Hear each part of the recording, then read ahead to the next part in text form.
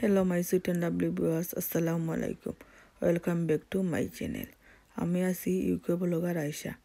আশা করি আপনারা সবাই যে যেখানে আছেন ভালো আছেন। আলহামদুলিল্লাহ আমি আল্লাহর রহমতে বেশ ভালো আছি। আজ আমি আপনাদের সাথে শেয়ার করবো আমার দুইটা রেসিপি। আশা করি আপনাদের কাছে অবশ্যই ভালো লাগবে। তাই এখন আমি দেখাচ্ছি কি কি রান্না করছি। এখানে নিচে আমি 2 কেজি খাসির মাংস আর এখানে নিচে আমি মিষ্টি লাউ। এটা কিন্তু আমাদের বিদেশেতে হয়। এটা কিন্তু অনেক মিষ্টি। আর এখানে দেখতে পারো আমি নিছি চিকেনের লেগ। এটা কিন্তু আমি বাচ্চাদের জন্য এই চিকেনের লেগগুলা বোনা করবো। এখানে নিচে আমি পেঁয়াজ কুচি আর নিচে আমি রসুন কুচি আর আদা কুচি। তাই এখন আমি আমার রান্নাটা শুরু করছি। এখানে দেখতে পারা একটা হাঁডি নিছি। হাঁডির মধ্যে আমি এখন তেল দিলাম। তেল দিয়ে দেখতে পারা আমি কিন্তু গরম মশলাগুলা দিছি। গরম মশলা একটু ব্রাউন কালার হয়ে গেলে আমি রসুন কুচি আর আদা কুচি দিয়ে এখন আদা কুচি আর রসুন কুচিরে ব্রাউন কালার করবো। হালকা ব্রাউন কালার হয়ে যাওয়ার পর আমি দেবো পেঁয়াজ কুচি। এখন দেখতে পারা হালকা ব্রাউন কালার হয়ে গেছে, তাই এখন আমি দিলাম কিন্তু পেঁয়াজ কুচি। আমি কুকারে দিয়ে কিন্তু আমি 2টা হাঁডি বসাইছি চিকেন আর মাংস রান্না করার জন্য। এখন দেখতে পারা আমি পেঁয়াজ কুচি দিলাইছি দিয়ে এখন আমি আমার স্বাদ মতো কিন্তু লবণ দিলাম। আমি লবণ কিন্তু অল্প করে দিলাম। হয়তো মনে করতে পারেন যে লবণ কিন্তু বেশি হয়, আসলে তা না। আমি কিন্তু লবণ পরিমাণ মতো দিই। আর আমি কোনো সময় কিন্তু তরকারির মধ্যে যে পরিমাণ মতো লবণ দিই আমি টেস্ট করে দেখি না লবণ বেশি না কম। আলহামদুলিল্লাহ কিন্তু আল্লাহর রহমতে এখন লাগাতে কিন্তু আমার কোনো তরকারির মধ্যে লবণ বেশি হয় না, পরিমাণ মতো থাকে। কারণ আমি আমার পরিমাণ মতো কিন্তু সবসময় লবণটা দিই। এখন দেখতে পারা কিন্তু এদিকে কিন্তু আমি এখন ফানের মধ্যে কিন্তু তেল দিছি, গরম মশলা সব রকমের দিলাইছি, দালচিনি, আদা, এলাচ, তেজপাতা, স্টার, লং দিয়া এখন আমি পেঁয়াজ কুচি আর রসুন কুচি কিন্তু একসাথে দিছি। এখন হালকা ব্রাউন কালার হয়ে যাওয়ার পর আমি পেঁয়াজ কুচি দিলাম। দিয়া পেঁয়াজটাকে আমি এখন ব্রাউন কালার করে ভাজবো। প্রথমে কিন্তু আমি লবণটা দিলাম। লবণটা কিন্তু পেঁয়াজের সাথে দিলেও অনেক ভালো হয়, কারণ পেঁয়াজটা খুব তাড়াতাড়ি কিন্তু ব্রাউন কালার হয়ে যায়, নরমও হয়। অনেক সময় দেখবা কিন্তু আমরা প্রথমে লবণটা দিই না, ভুলে যাই। কিন্তু আমি সব সময় লবণটা আমি পেঁয়াজের সাথে দিই, তাই কোনো সময় কিন্তু আমি তরকারির মধ্যে লবণ দেওয়াটা ভুলে যাই না। এদিকে দেখতে পারা কিন্তু আমার মিটর পেঁয়াজটা কিন্তু ব্রাউন কালার হয়ে গেছে, তাই এখন আমি প্রথমে মিটগুলা দিব। পেঁয়াজটারে কিন্তু মাংস রান্না করার সময় পেঁয়াজটারে একটু ব্রাউন কালার করে ভাজলে তরকারিটা খেতে কিন্তু অনেক টেস্টি হয়। অনেকে আসেন, তাই দেখতে পারা কিন্তু আমি মাংসগুলা দিলাইছি। দিয়ে এখন আমি মাংসগুলারে নাড়াচাড়া করিয়া এখন আমি মশলা গুঁড়া দিলাম। একসাথে মশলা নিলে কিন্তু ভালো হয়, কারণ এক এক সময় দেখা যায় এক এক রকমের মশলা দেওয়া লাগে। তাই আমি সব সময় চেষ্টা করি যে সব মশলাগুলা একসাথে নিলে দিতে কিন্তু সুবিধা হয়। এই কারণে নিচে আমি 1 চামচ মরিচের গুঁড়া, 1 চামচ ধনিয়া গুঁড়া, 1 চামচ কারি পাউডার, মাংসর যে মশলা আছে এই মশলাটা, গোলমরিচের গুঁড়া, পাঁচফোড়ন, সব মশলাগুলা দিয়া কিন্তু এখন আমি নাড়াচাড়া করে ডাকছি।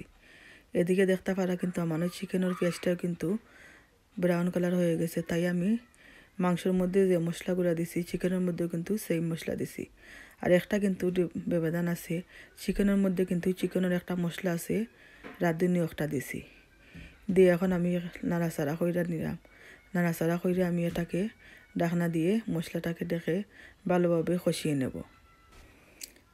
আর চিকেনের মধ্যে কিন্তু আমি জালটা একটু কম দিলাম, কারণ এটা কিন্তু বাচ্চারা খাবে। আমরা যখন বেরির মাংস রান্না করাম, আমরা বেরির মাংসের খাসির মাংস সেম এটা রান্না করলাম, তখন এরা কিন্তু এটা খাবে না, তাই ওদের জন্য চিকেনের লেগ বোনা করলাম। এখন দেখতে পারা আমার মশলা কিন্তু আমি অল্প পানি দিয়ে কিন্তু 15 থেকে 20 মিনিট আমি কষিয়ে নিছি। নিয়ে এখন আমি চিকেনের লেগগুলা দিলাম। চিকেনটাকে কিন্তু চিকেনের লেগ খেতে কিন্তু অনেক টেস্টি। যারা যারা খান তারা অবশ্যই এটা জানেন। আর আমার কাছে কিন্তু চিকেনের লেগটা খাইতে কিন্তু অনেক বেশি মজা লাগে। তাই কিন্তু চিকেন আমি আর আমার বাচ্চারা খায়, আর কেউ কিন্তু চিকেন খায় না। আমার মশলাটা কিন্তু অনেক সুন্দর একটা কালার হয়েছে। এখন আমি ভালোভাবে চিকেন দিয়ে মশলাটারে চিকেনের সাথে মিক্স করবো। চিকেনের মধ্যে কিন্তু আমি এক্সট্রা কোনো পানি ইউজ করতাম না, কারণ চিকেন থেকে কিন্তু অনেকগুলো পানি বের হবে। তাই এটারে লো হিটে রেখে রান্না করলে কিন্তু অনেক পানিও বের হয় আর চিকেনটাও কিন্তু সিদ্ধ হয়ে যাবে। তাই এখন যাতে মশলাগুলা মাংসের সাথে মিশে যায় এর জন্য ভালোভাবে মিক্স করে নিচ্ছি। আর আপনাদেরকে কিন্তু আজকে একটা কথা বলা হয় না, যারা যারা আমার ভিডিওগুলো ফুল দেখেন তারা অবশ্যই আমার চ্যানেলটাকে সাবস্ক্রাইব করবেন। আর যারা যারা আমার চ্যানেলটাকে সাবস্ক্রাইব করছেন না, প্লিজ আমার চ্যানেলটাকে সাবস্ক্রাইব করবা। যারা যারা করছেন তাদের সবাইকে কিন্তু অসংখ্য ধন্যবাদ। আর ভালো লাগলে ভিডিওটা কিন্তু সবাই একটা লাইক করবেন। অনেকে আছেন দেখবা কমেন্ট করে চলে যান, লাইক করে না, প্লিজ একটা লাইক করবা, কারণ আপনাদের লাইকে কিন্তু আমাদের ভিডিওগুলো সবার কাছে পৌঁছে যাবে। লাইক করলে দেখলে কিন্তু অনেক ভালো লাগে, বোঝা যায় যে আসলে ভিডিওগুলো তাদের কাছে অনেক ভালো লাগছে, এর জন্য লাইক করছেন। অনেকে দেখবা শুধু কমেন্ট করে কইবা যে লাইক করছি, কিন্তু লাইক করলে তো আমরা লাইক পাই না, আমরা দেখি না লাইক যে করুন। কারণ আমরা ভিডিওগুলো করলে কিন্তু যারা লাইক মারন অবশ্যই তাদের লাইক কিন্তু আমরা দেখতে পারি। এদিকে দেখতে পারা আমার মাংস থেকে কিন্তু অনেক পানি বের হয়েছে। এই পানি দিয়ে কিন্তু মাংসটাকে আমি সিদ্ধ করে নিছি।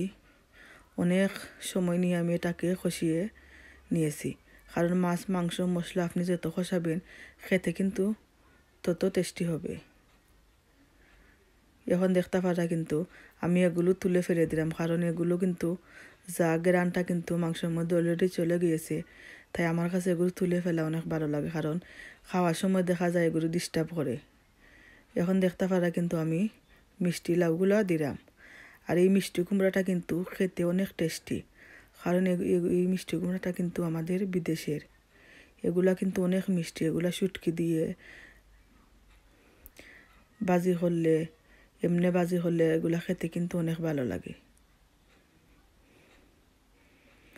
কারণ এগুলো সিদ্ধ হতেও কিন্তু বেশি সময় লাগবে না, এগুলা কিন্তু 10 থেকে 15 মিনিটের ভিতরে সিদ্ধ হয়ে যায়। তাই দেখতে পারা আমি মিষ্টি কুমড়া দিয়া কিন্তু এখন মাংসের সাথে ভালোভাবে মিক্স করছি। এখন আমি ঢাকনা দিয়ে এটাকে 5 মিনিটের মতো রেখে দেব, পরে কিন্তু আমি আবার এটাকে নাড়াচাড়া করব। এদিকে দেখতে পারা আমার চিকেনটাও কিন্তু হয়ে গেছে, অনেক পানি বের হয়েছে। আমি আরও অল্প পরিমাণ পানিটা শুকিয়ে নেব। এখন আপনাদেরকে একটু নাড়াচাড়া করে দেখালাম যে আমার চিকেনটা কেমন হয়েছে। অবশ্যই আপনারা কমেন্ট করে বলবেন আজকে আমার এই চিকেনের লেগ রান্না, খাসির মাংস দিয়ে মিষ্টি কুমড়া রান্না কেমন হয়েছে। আর আপনারা যারা এভাবে রান্না করে খান না তারা অবশ্যই একবার হলে কিন্তু রান্না করে খাইবেন। আর এখান থেকে কিন্তু আমি ডাল চিটগুলা ফেলে দিচ্ছি, কারণ বাচ্চারা যখন ভাত খায় তখন খামরের মধ্যে ফেললে কিন্তু ওরা বলে যে এগুলো খেনে দেয়, এগুলো ভালো লাগে না। কিন্তু মাংসের মধ্যে কিন্তু এগুলো না দিলে মাংসর যে একটা টেস্ট আছে এটা কিন্তু পাওয়া যায় না। আমার চিকেনটা কিন্তু হয়ে গেছে, আর 2-3 মিনিট আমি এভাবে রান্না করে নামিয়ে নেব। এদিকে দেখতে পাররা আমার লাউগুলোও কিন্তু সিদ্ধ হয়ে গেছে, তাই আমি অল্প পরিমাণে ধনিয়া পাতা কুচি দিলাম, কারণ মাংস দিয়ে লাউ রান্না করলে ধনিয়া পাতা কুচি দিলে কিন্তু এটা খেতে অনেক টেস্টি বাড়ে। এখন দিয়ে আমি একটু নাড়াচাড়া করে এটাকে নামিয়ে নিব। আর আমার লাউগুলা কিন্তু ভেঙে যাবে না, আমি এভাবে রান্না করছি। এটার মধ্যে কিন্তু আমি এক্সট্রা কোনো পানি দিছি না। দেখতে পারা কালারটাও কিন্তু অনেক সুন্দর হয়েছে। অনেকে কিন্তু আসেন যে মনে করেন যে আমার তরকারি কালারটা দেখে জাল হয় বেশি, আসলে তা না, আমার তরকারি কালারটা কিন্তু অনেক সুন্দর হয় সব সময়। বেশি অংশে মানুষে আমার তরকারি দেখে প্রশংসা করেন, বলেন যে অনেক সুন্দর কালার হয়। যারা যারা এই কথাগুলো বলে কমেন্ট করেন তাদেরকে কিন্তু অসংখ্য ধন্যবাদ ও ভালোবাসা। এখন দেখতে পারো আমার রান্নাগুলো হয়েছে। সবাই ভালো থাকুন, সুস্থ থাকুন। আজকের মতো এখানে বিদায় নিচ্ছি। আল্লাহ হাফিজ, আসসালামু আলাইকুম।